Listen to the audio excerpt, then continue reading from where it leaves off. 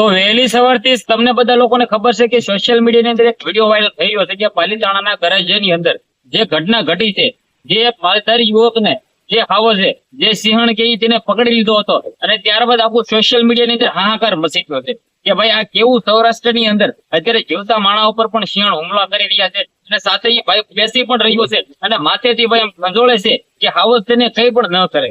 Social મીડિયાની અંદર વહેલી સવારથી આ વિડીયો વાયરલ થયો છે.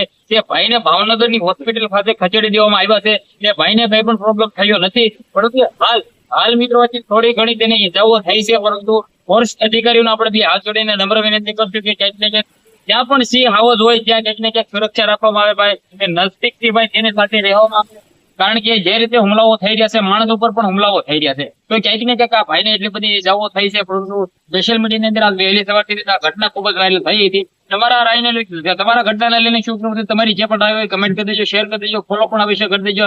જે રીતે પાલીતાણાના ગરાજિયા ગામ ખાતે આ ઘટના ઘટી છે, આ ઘટનાને લઈને સોશિયલ મીડિયાની અંદર ઘણા બધા સવાલો ઉઠી રહ્યા છે કે ભાઈ ક્યાંક ને ક્યાંક સુરક્ષા રાખવી જોઈએ, સિંહો સાથે ક્યાંક ને ક્યાંક ફોરેસ્ટ અધિકારીઓ ચાલવું જોઈએ અને બિલકુલ ચાલવું જોઈએ. આ વિડીયો વાયરલ થતા જ ગુજરાતની અંદર બધા લોકોના અંદર ડરનો માહોલ બની ગયો છે કે કેવી રીતે ભાઈઓ અત્યારે સિંહણ છે એ અટેક કરી રહી છે, પકડી લીધી છે.